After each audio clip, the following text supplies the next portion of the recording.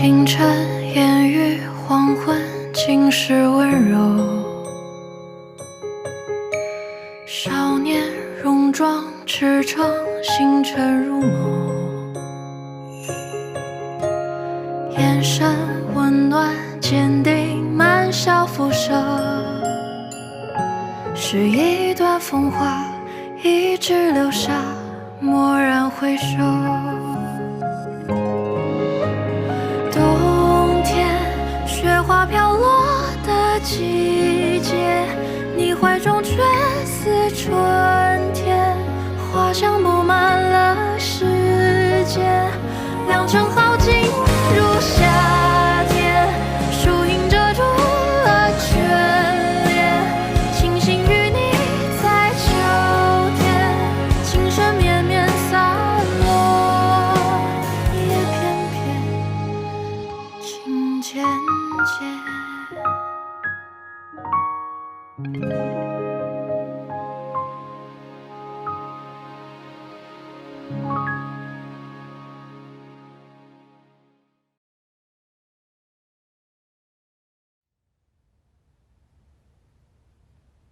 你能不能讲点道理？讲道理？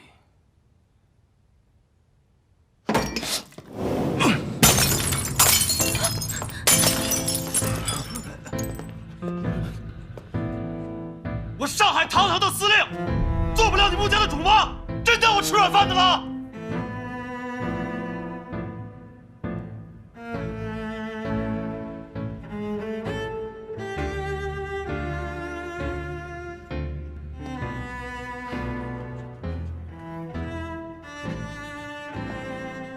雪莲，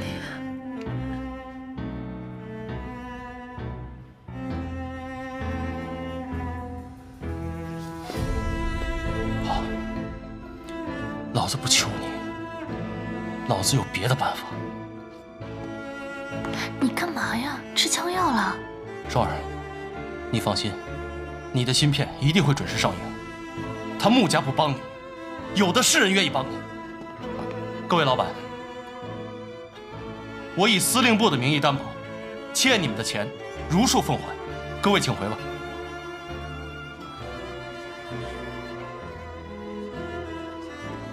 双儿，我们走。哎，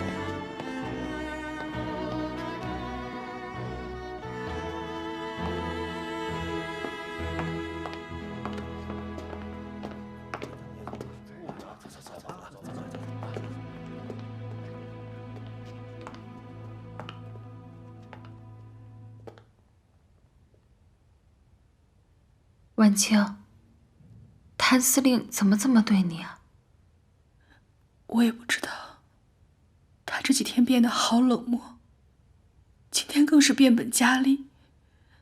为了顾月霜的电影，当着这么多人冲我拍桌子。你先去忙吧，我自己一个人待一会儿。好，我先去忙，你也别太难过。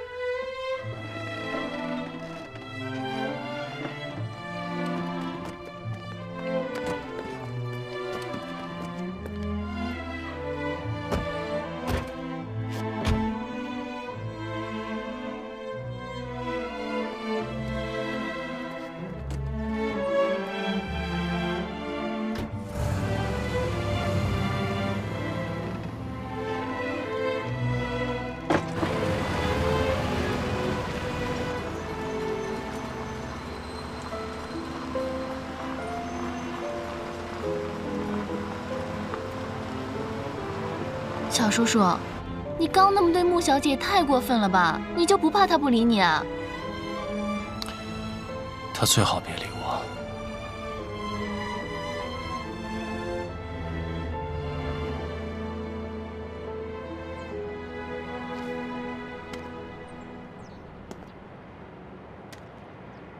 立正，向后转，跳车。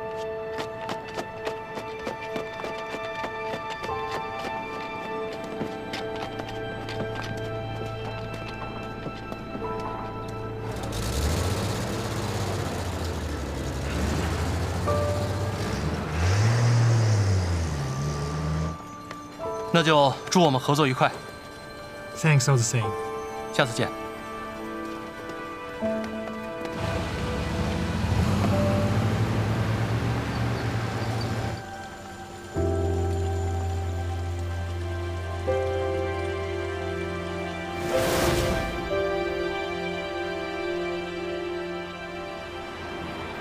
恩赐，我让你帮双儿还大华公司欠的钱，你还了吗？司令，这事儿就不劳咱操心了，有人比咱积极。谁比咱积极啊？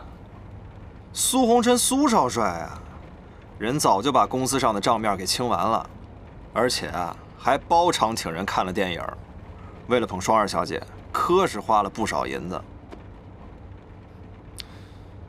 这个苏少帅对我们家双儿还挺上心的。谭玄林把民团从木家码头撤去了外滩码头，名义上是要和约瑟夫合伙做生意，实际上就是替革命党转移军火。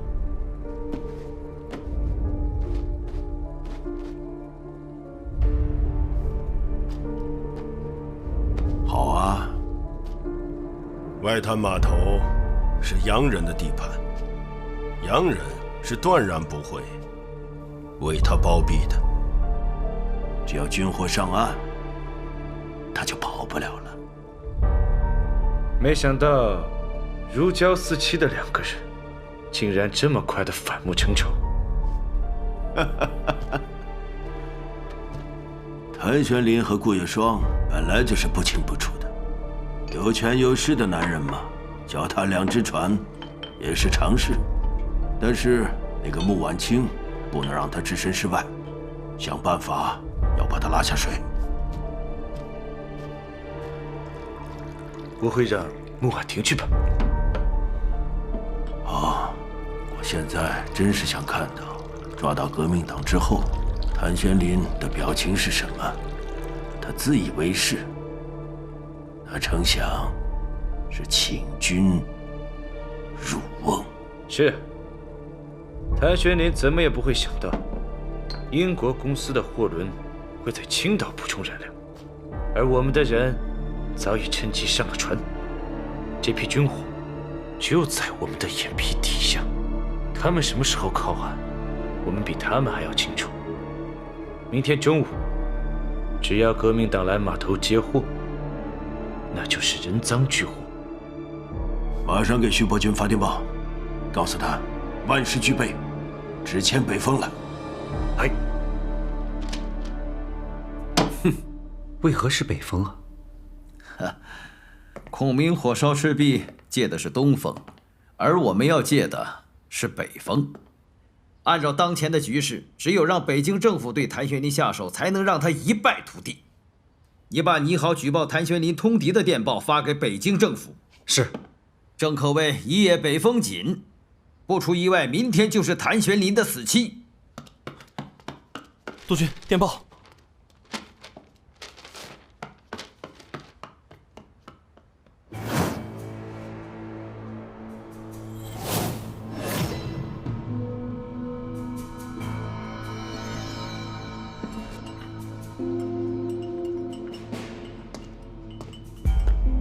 少帅，怎么了？这是今天的报纸。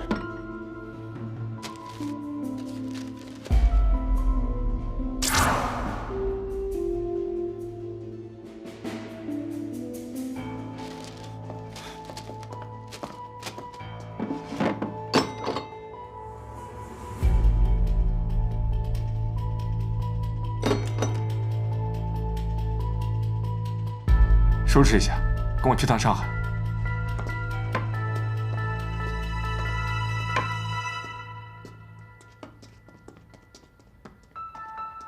还是督军料事如神啊！少帅看到穆婉清的消息，果然坐不住了。哎，我这个儿子，看上去沉稳，骨子里却是个情种啊！夫人走了这么多年，您不是也一直没有续弦？少帅这也是随您啊。是啊，一转眼，他母亲已经走了10几年了。好在少帅现在能够独当一面，夫人的在天之灵知道了，也会感到欣慰的。我就这么一个儿子，我机关算尽大半辈子，我都是为了他呀。这次谭玄林必死无疑。光耀以他上海督办的身份，只要他人在上海，调查的时候裴勋就不可能绕过他。光耀只有参与调查，才能够顺理成章地去接任上海司令，拿回上海，我徐家才能够东山再起。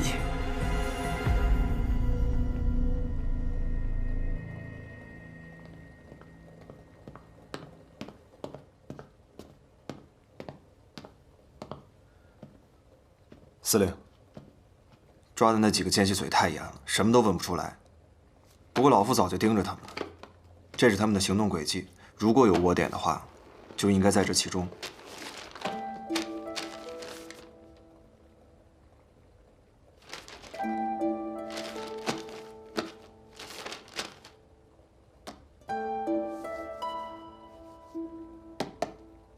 他们去银行干什么？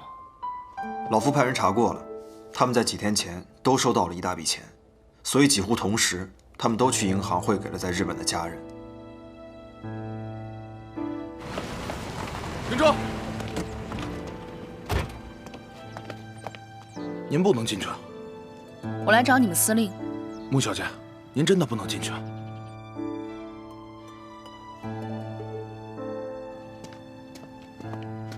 婉清小姐，怎么了？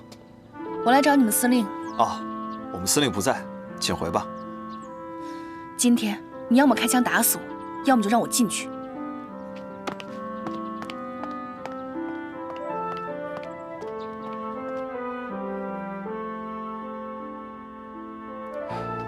哎，穆小姐，哎，穆小姐，哎，穆小姐，穆小姐，谭四，门口的卫兵都是摆设吗？懂不懂规矩啊？你不要怪他们，我自己进来的。我就想当面问问你，你为什么要撤掉民团？为什么连穆公馆的卫兵都要撤掉？滚出去！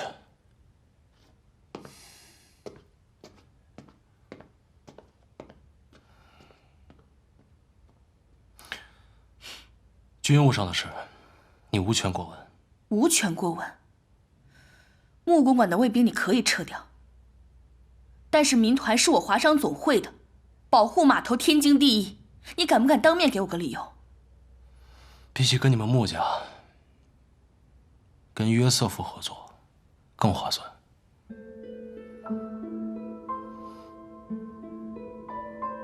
他把码头借给我运货，我让我的民团兄弟去保护外滩码头的安全，有错吗？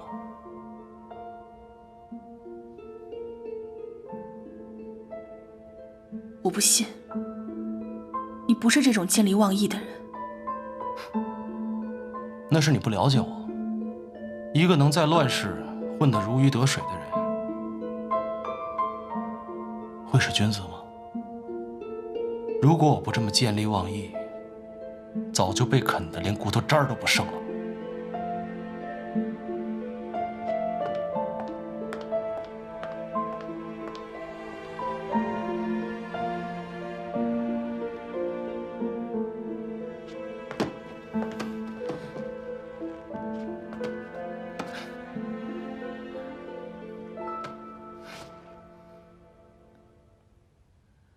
玄莲，这里没有外人，你跟我不用演戏。你是不是有事瞒着我啊？你跟我说，我会保守秘密的。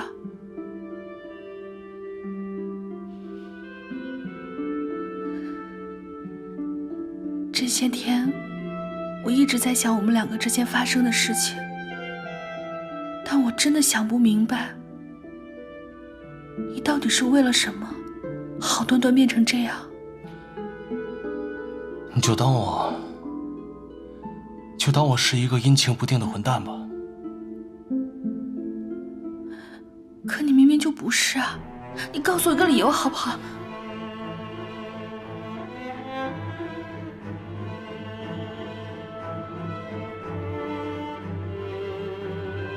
我真的快受不了了。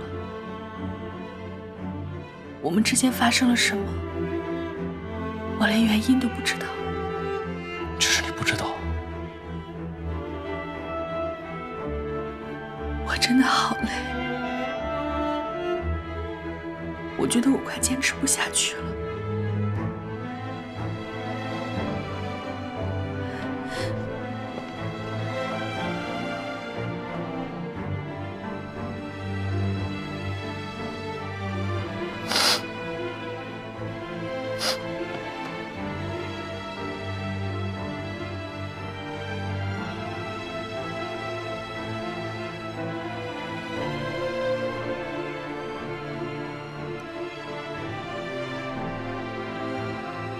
那就别坚持了。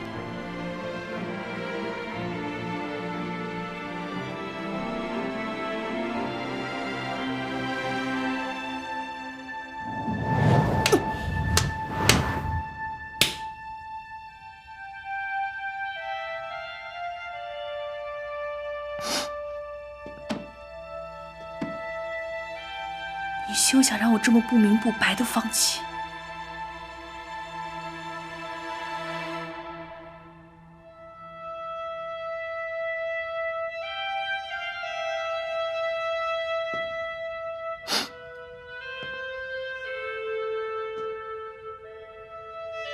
好，既然想知道，那我就告诉你。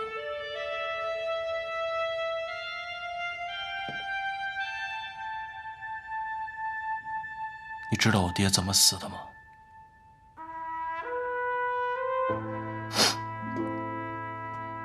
？10年前，我爹押送军火，途经江浦，被一伙人偷袭，全军覆没。他们用的是开花弹，杀伤力极强。这种子弹，各国的正规军都禁止使用。我爹在死的时候，胸口都被炸掉了大半。那伙人是谁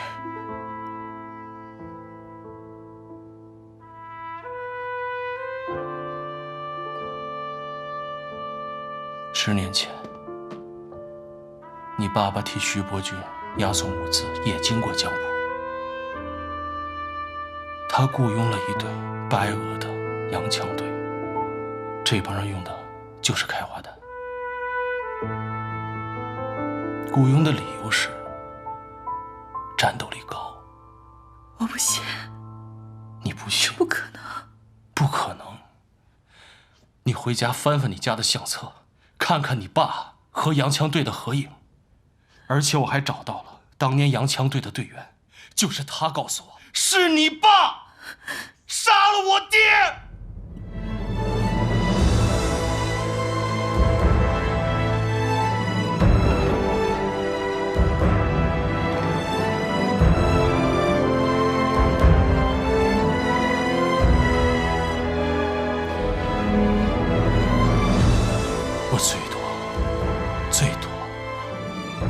我最多做到不恨你。从今天起，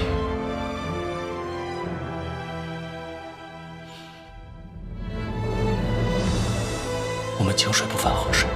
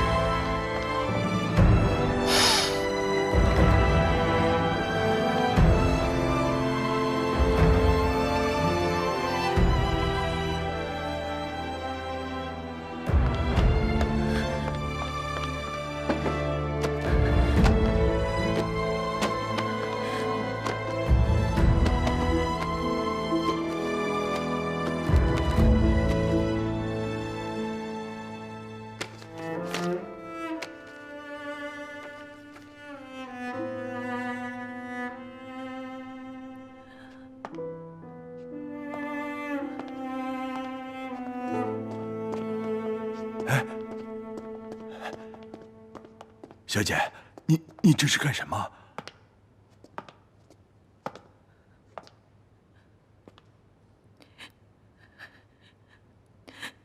这张照片是在江浦照的。没错呀，这是10年前老爷押货路过江浦的时候照的。怎么，您跟谭司令对这张照片都感兴趣啊？大小姐，婉婷小姐，大小姐今天不方便，商会有什么事明天再说吧。什么情况？这发生什么事了？下午从司令部回来，大小姐就急着看相册，可谁知看着看着就哭了起来，谁劝都没用。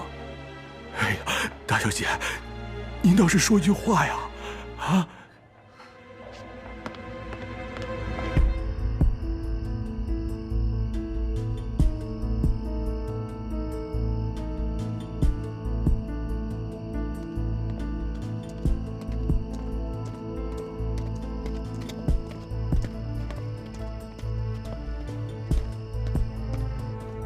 副帅，没看见我们正在开会吗？出去。副帅，我没想打扰你们开会，但是关于谭玄龄通敌一事，我得到一些新的情报，想要给副帅做参考。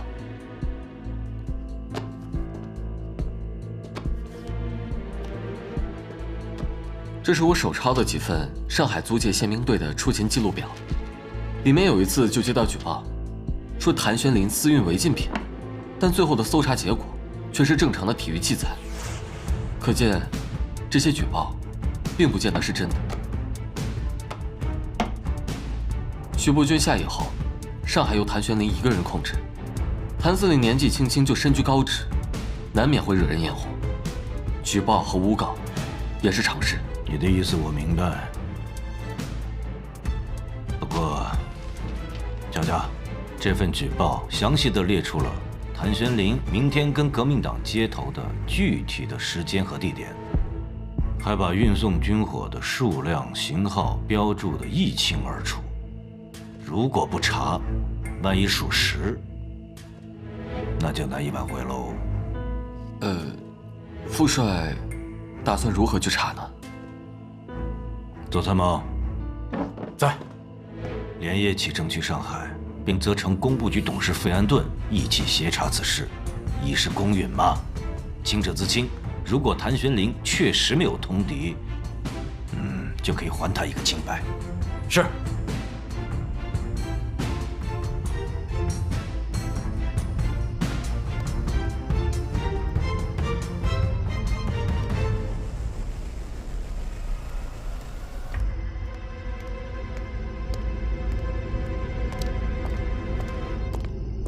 你把出勤记录给裴督军看了吗？副帅看了。他怎么说？副帅宁可信其有，不可信其无，还准备派人去上海调查此事。不过他也答应了，如果真的是诬告，一定还谭司令清白。那就好。大帅有命，鉴于谭小姐与谭司令的关系，请谭小姐留在参谋部24小时，等调查结束后再离开。不必了吧？还请谭小姐配合。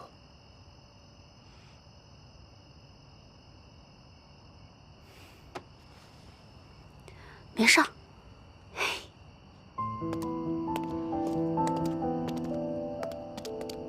少帅，你也请。我也要去吗？督军关心谭小姐，怕她无聊，特命令少帅陪伴。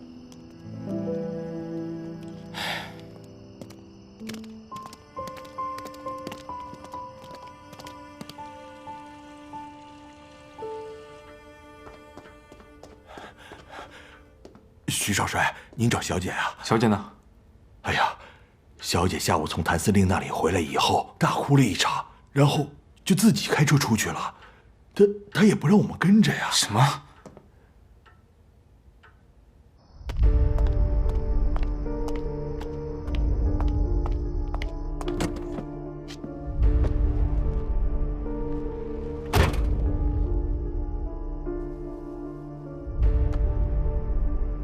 谭玄龄真的把穆婉清当成仇人的女儿，穆婉清也当真了。下午看着照片，哭了好半天。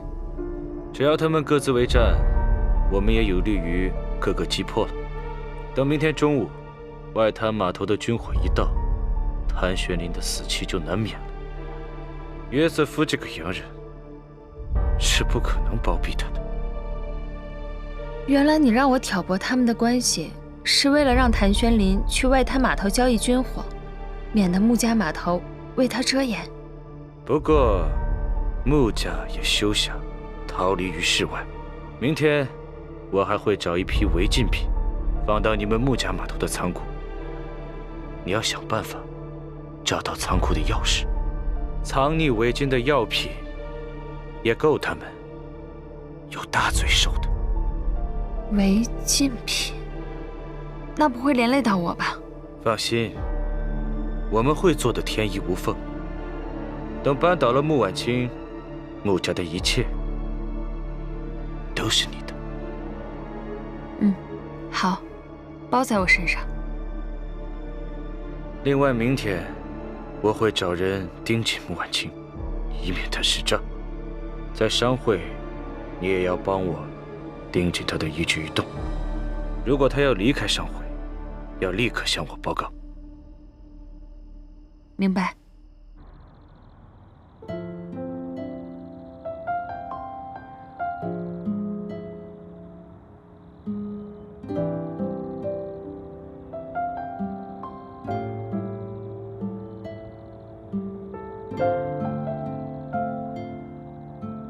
你看啊，这上海都是我的地盘。现在，我向你保证，只要有我在，你一定会平平安安的。你那日说的话都不算数了吗？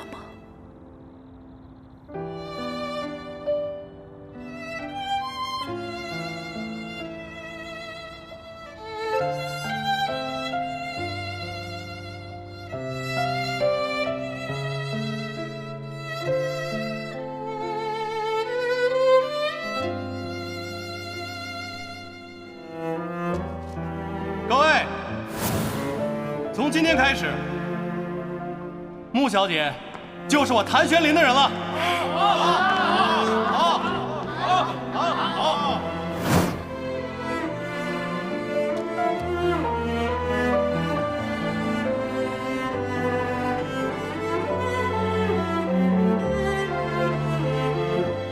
哎，许督办，你不能进去。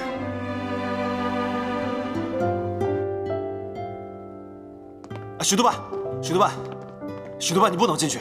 许督办，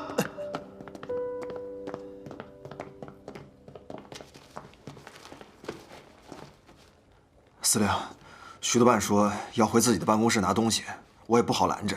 拦我做什么？做了亏心事，不敢见人吗？你先回去吧，我跟他单独聊聊。是。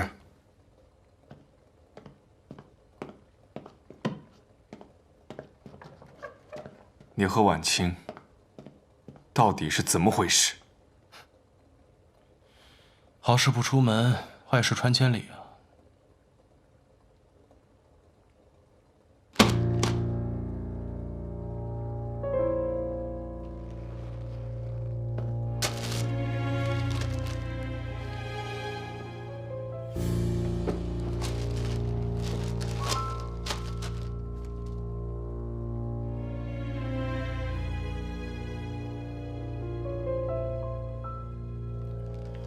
没想到，徐督办也会看这种八卦小报啊！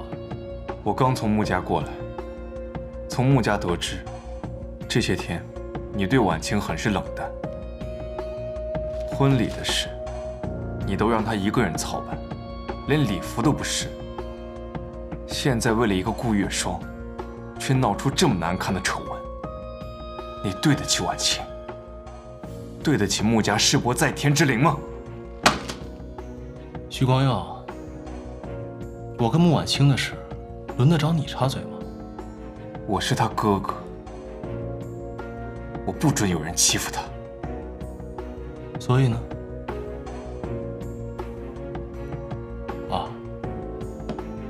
这么说，我得管你徐督办叫一声大舅哥了。你叫我什么不重要，我只是希望你能记得你曾经说过的话。你说要为婉清挡住所有的黑暗，为她争取一丝光明，不敢死，不敢输，怕她难过。你说过你要给她幸福，你做到了吗？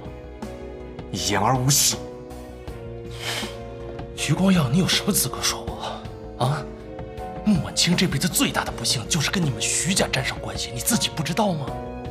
我们徐家之前确实对不起婉清，只是以前吗？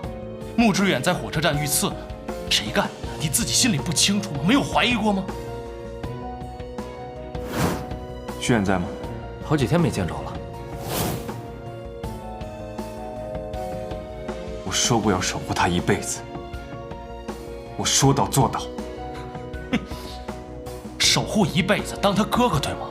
你自己心里没有想过他吗？你现在不想他吗？我退出，不是因为我不爱他，而是我尊重他的选择。但如果他看错了人，选择了一个混蛋，我也绝不会就此罢休。管得着吗？就算我是个混蛋，我不要他，他也会死皮赖脸的跟着我，他也不可能跟你走。还有，从今天开始，你别再烦我了，知道吗？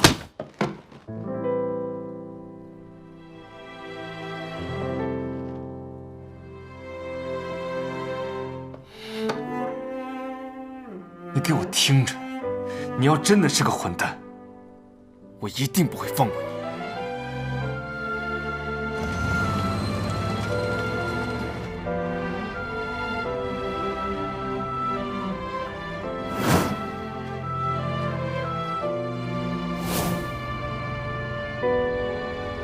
少帅，你看，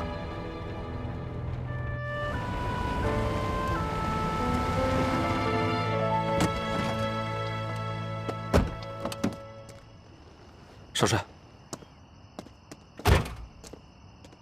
徐公子，左参谋。徐公子，战场上咱们各为其主，有得罪的地方，还望包涵。哪里的话，左参谋用兵如神，光要受教了。徐公子，左参谋连夜坐飞机赶来，他是受裴督军的委托，来调查上海防守司令谭宣林通敌一事。谭玄龄通敌，裴督军特别的叮嘱，这件事情关系到上海的局势。您二位，一个是工部局的董事，一个是司令部的督办，为了表示公允，请二位一起参与调查。证据可确凿？举报人提供的时间和地点都十分的详细啊！哈，明天若是能人赃俱获，这也就算结案了。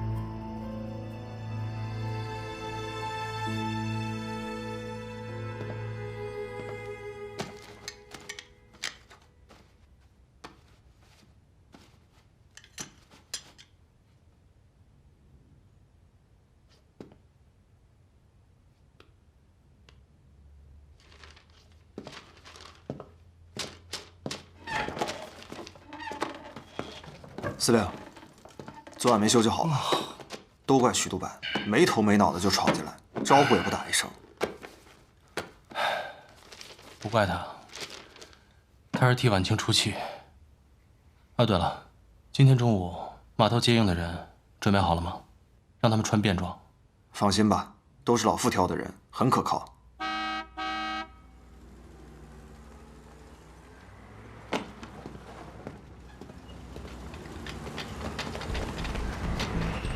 司令，这怎么一大早来这么多兵啊？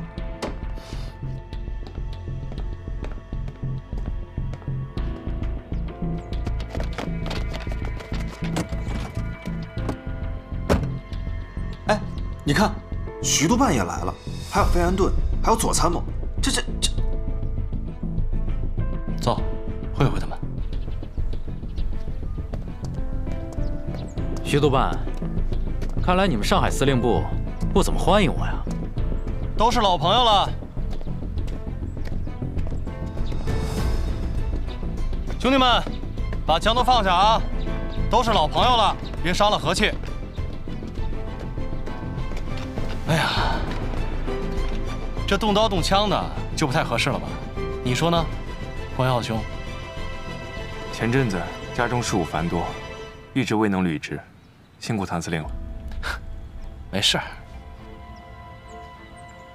费总统，咱们也是老朋友了。可不是嘛。左参谋，这次来上海，你们谁也不许走，留下来吃个便饭，让我尽尽地主之谊啊！没事，这次我主要是替裴督军办事的，有得罪的地方呢，还请谭司令配合。让我怎么配合呀？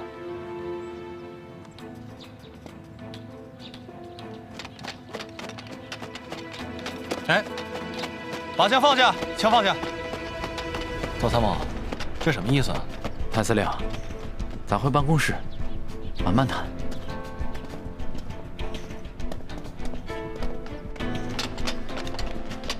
别动，都回去，上去，快点，都回去，快点，蹲下。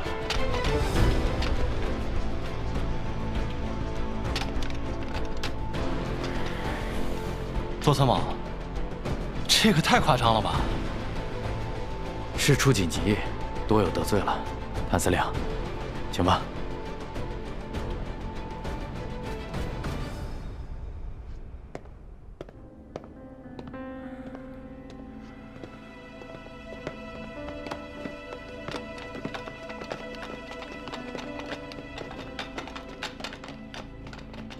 哎呀，我这屋里太乱了，我叫人收拾一下啊。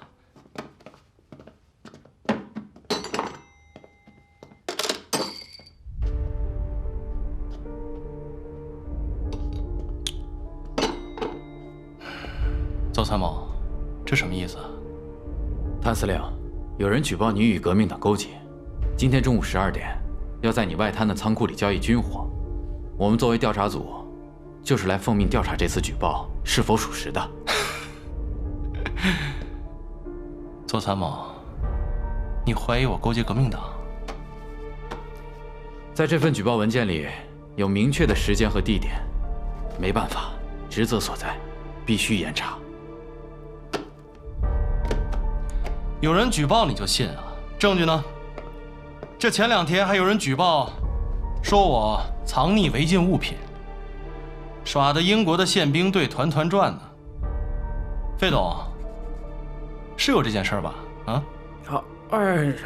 这件事确实是宪兵队行事鲁莽啊！谭司令，这次北京派驻调查组就是对您认真负责。如果事实证明您没有通敌，您放心，一定会还您清白。怎么证明？如果有其他人在码头上走私军火，也算在我头上吗？这个您不用担心，谭司令。过了今天中午12点，只要接头的人出现，我们人赃并获。与您有没有关系，到时候我们一审便知。另外，这次行动是绝密，除了我带的人和办公室在座的几位，没有其他人知道，也不可能走漏风声。谭司令的清白，再等上几个小时，等我们抓到人之后，就一清二楚了。我算是听明白了，也就是说，这个接头人要是不来，就算是我走漏了风声，对吧？可以这样理解，所以请谭司令务必配合。那如果说革命党的计划有变，又或者是你们的消息不准确怎么办？难道也是我走漏了风声？谭司令的顾虑确实有理，不如这样，从现在开始，以北京调查组的名义，命令上海电话局关闭司令部所有总机与分机至下午1点，包括谭司令这部在内。与此同时，我们3位陪谭司令一起，谁都不准离开这办公室半步。这样，各位意下如何呢？我觉得徐督办这个方法很好。谭司令，意下如何呀？怎么不愿意？怎么会呢？光耀兄这个提议啊，我觉得特别公平。我只是在想，你说我们这4个大老爷们儿在这待了半天，多无聊啊！不如一起去打个麻将。谭四，你去协助左参谋的人维持秩序。是。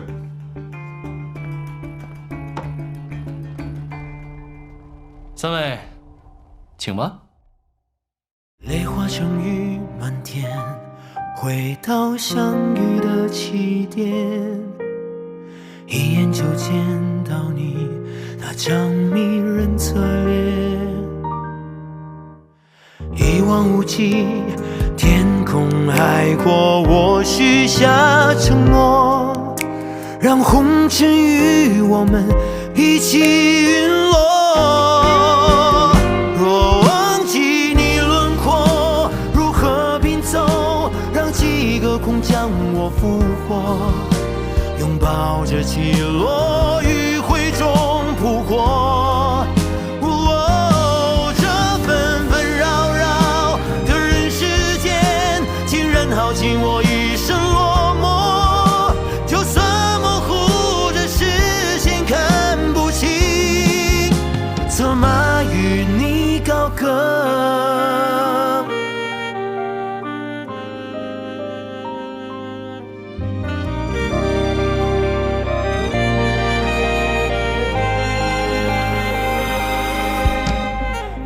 成雨满天，回到相遇的起点，一眼就见到你那张迷人侧脸，一望无际，